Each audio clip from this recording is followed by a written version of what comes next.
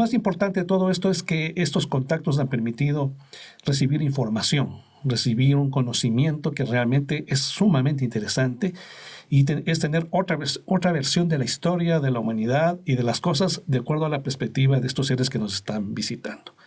Entonces, viene actualmente porque están preocupados porque el ser humano ha logrado un desarrollo, diríamos, tecnológico que nos ha puesto al borde de la autodestrucción. Tenemos apuntado armamento mundial a todas las capitales del mundo.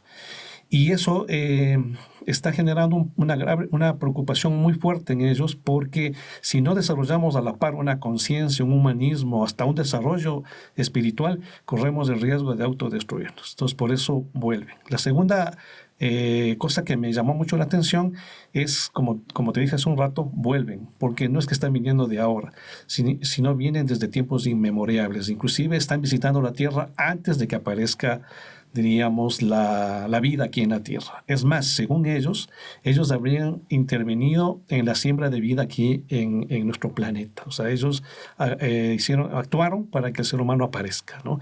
Y que esa información poco a poco iba a ir saliendo a la luz. Y tercero, decían que había llegado un tiempo, un fin de un ciclo, donde el ser humano tiene que salir de una especie de adormecimiento, una especie como de amnesia colectiva que todos vivimos y que ha sido programada, y que entremos en contacto con un conocimiento, con una información que habla de nuestra historia, que habla de nuestros orígenes, de dónde venimos, por qué estamos aquí y hacia dónde vamos. Entonces ellos comentaron de que bajo la Tierra existiría una serie de túneles y galerías que atraviesan todo el planeta.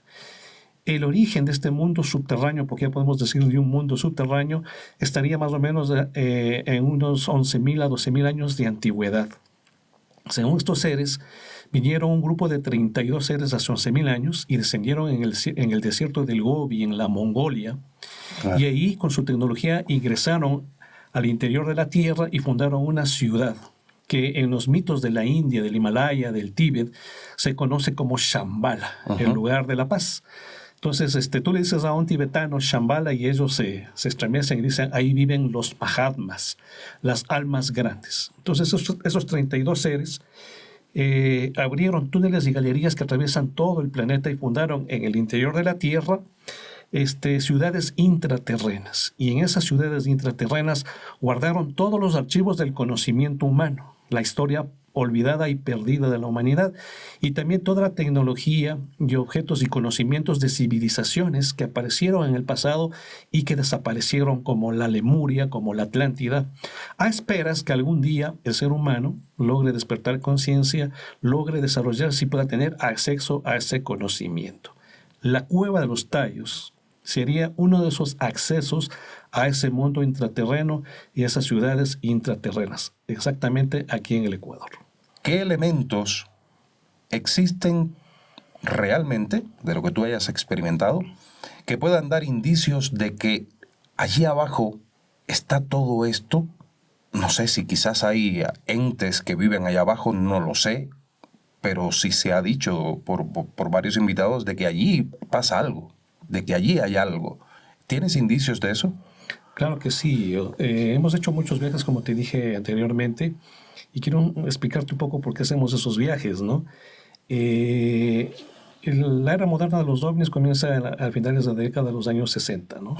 Donde se ven aparecer ovnis en las principales capitales del mundo, pero también sobre bases militares. Y también se reportan los primeros contactados, famosos contactados como Daniel Fly, Juño Siracusa, como dije hace un rato, Billy Mayer y otros, ¿no? Y en estos contactos ellos iban hablando de la necesidad de hacer este acercamiento por parte de la humanidad hacia ese conocimiento que está guardado en el interior de la Tierra. En el grupo Rama, uno de los objetivos justamente era hacer viajes a estos retiros interiores, porque ellos les llaman los retiros interiores de la Gran Hermandad Blanca, ¿no? Así le conocen el nombre que ellos le dan. y que serían muchos. O sea, como te dije hace un momento, existen muchos túneles y galerías y hay muchas entradas a nivel planetario para ingresar a estos accesos. Entonces, como grupo, desde el año 74, 75 se han venido haciendo viajes a todos estos lugares, pero ellos explicaron que la mayor cantidad de archivos del conocimiento humano estarían concentrados en 3 lugares en Sudamérica. El primero sería el legendario Paititi, la ciudad perdida de los incas, ahí en el Parque Nacional del Manú, donde uno ingresa, cerca de la frontera con Brasil, donde he tenido la oportunidad de estar 2 veces allá, y tú te encuentras con una piedra llena de símbolos, ¿no? De petroglifos, y pasando un mecanto estaría pues uno de los retiros interiores de la Hermandad Blanca, que los incas llegaron y fundaron a los pies de un cerro donde hay un rostro que muy parecido a los moais de la isla de Pascua, observa hacia el cielo. Entonces ahí el Inca Tupac Yupanqui fundó una ciudad que se llamaba Paiquinquín-Cosco, la ciudad gemela al Cusco, porque ahí existían unas cuevas donde vivían los Paco Pacuris, los hombres vestidos de blanco que guardaban el conocimiento sagrado y perdido de la humanidad. El segundo lugar estaría en el Brasil, en las cuevas del Roncador, en el Mato Grosso brasileño, donde también he tenido la oportunidad de viajar y donde hay también cavernas. Y el tercer lugar, según lo que estos seres han informado, estaría la Cueva de los Tayos. Entonces, habría que viajar a estos lugares para primero tener contacto con emisarios de la Hermandad Blanca. Un poco para aclarar quién es la Hermandad Blanca, la primera generación de la Hermandad Blanca son estos 32 seres que se menciona que descendieron en el Gobi. La segunda generación fueron sobrevivientes de civilizaciones que lograron alto nivel de desarrollo tecnológico y también espiritual, como fueron los atlantes. Recordemos nosotros que en Egipto se menciona que Tot el Atlante era el guardián del conocimiento, los atlantes, y llegó y fundó justamente Egipto y construyó las pirámides, ¿no? Y mucha de la tecnología que hay en Egipto y todo lo que los misterios de Egipto fueron traídos por los atlantes. Esa es la segunda generación. La tercera generación serían seres humanos que alcanzaron un alto nivel de evolución, un alto nivel de conciencia y fueron llamados a ser justamente los custodios de estas ciudades intraterrenas y de este conocimiento perdido y sagrado. Gente como un Buda, como un Krishna, hasta el propio Jesús, ¿no? También habría sido llamado a ser parte de esta hermandad blanca. Y la nueva generación, ¿no? La actual, la cuarta generación, serían seres humanos que están teniendo contacto con estos seres del espacio y que están siendo invitados para tener un acercamiento directo con la Hermandad Blanca, con representantes de la Hermandad Blanca y por otro lado con el conocimiento. Entonces, un poco la historia ya de Sixto, él menciona algunos contactos con la Hermandad Blanca que él ha tenido en Egipto, en el Paititi, ¿no? Y nosotros especialmente ya como grupo, cuando conocimos a Sixto, él nos invitó a ser parte del grupo. Nos dijo, miren muchachos, no crean absolutamente nada, vengan y vivan sus propias experiencias. Entonces nosotros dijimos, bueno, lo vamos a intentar. Intentamos replicar las experiencias que ellos habían tenido en el Perú, acá en el Ecuador. Y cuando se comenzaron a recibir los primeros mensajes de orden telepático o psicográfico, que es una escritura automática donde el ser emite una onda mental y lo que uno tiene que hacerse es sensibilizarse como que fuese un receptor de computadora e intentar escribir lo que la mente recibe. Ayuda mucho a aprender a meditar para tener mucha disciplina mental, física, un equilibrio para que te ayude a ser un buen canal. Entonces, en el año 93 se recibió el primer mensaje donde estos seres nos invitaban a ir a la Cueva de los Tayos, ¿no? Pero primero, antes de ir a la cueva, nos pidieron que investiguemos el lugar. Y cuando hicimos una investigación, que tenemos algunos informes de esas investigaciones, nos topamos con la historia de Moritz y lo famosa que era la cueva, ¿no? Aquí mucha gente ya ha hablado la historia de Moritz y todo ese descubrimiento. Lo que nos llamó profundamente la atención es que Moritz buscaba el origen de la humanidad. Entonces, él sostenía que los magiares eran una de las civilizaciones más antiguas o una de las primeras civilizaciones, y el rato que se encontraba el origen de los magiares, encontrabas el origen de la humanidad. Buscó en el Asia, buscó en Europa, buscó en el lejano oriente, en el cercano oriente, y encontraba conexiones, pero no el origen. Pero él en un determinado momento manifiesta que es posible que el origen esté aquí en Sudamérica. Entonces llega a la Argentina, se nacionaliza, conoce a su amigo Julio Goyen Aguado, ambos estudiaban el mundo subterráneo aquí en América, que es muy rico.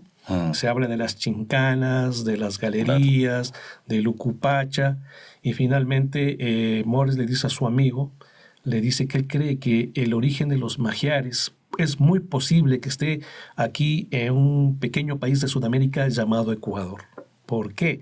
Porque los nombres, los toponímidos del Ecuador tienen origen magiar, que es una lengua perdida, y el húngaro actual es una derivación, pero no es el origen, ¿no?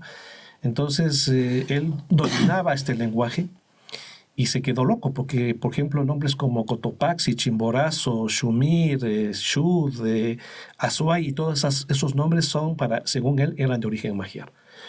Llega al Ecuador, auspiciado por Julio Goyen Aguado, y entra en contacto con algunas culturas de acá de nuestro país, como los áchilas, los, cayapas también, y los propios shuar, y todos hablaban magiar antiguo. Y según la mitología magiar, los dioses magiares, los seres superiores magiares, habitaban unas cavernas, y en el interior de esas cavernas guardaban los archivos del conocimiento humano grabadas en planchas metálicas, ¿no? Entonces, en el momento en que entró en contacto con los indios sáchilas, que son los colorados, también se les conoce, ellos le dicen que sí, que ese mundo subterráneo existe, se comunicaban en el lenguaje sagrado. Ellos también les llamó mucho la atención el personaje de Morris, un hombre muy enigmático, y les llevaron a la zona de los shuaras, donde los shuaras efectivamente también se pudo comunicar igualmente con el mismo lenguaje, y le dicen que ese mundo subterráneo existe, y les llevan a la cueva de los Tayos. Bueno, y la historia ya habla de que él encuentra pues una civilización viviendo bajo la tierra, y pues que sería de origen extraterrestre. Eso también es algo interesante saber, de que Morris lo dijo así, ¿no? Que ¿Así? ¿Textualmente? Sí, claro, tengo reportes de entrevistas a Morris, y lo dice así textualmente: seres venidos del espacio, ¿no? Lo dice textualmente. Qué interesante. Te voy a compartir esa información para que la puedas analizar. Claro.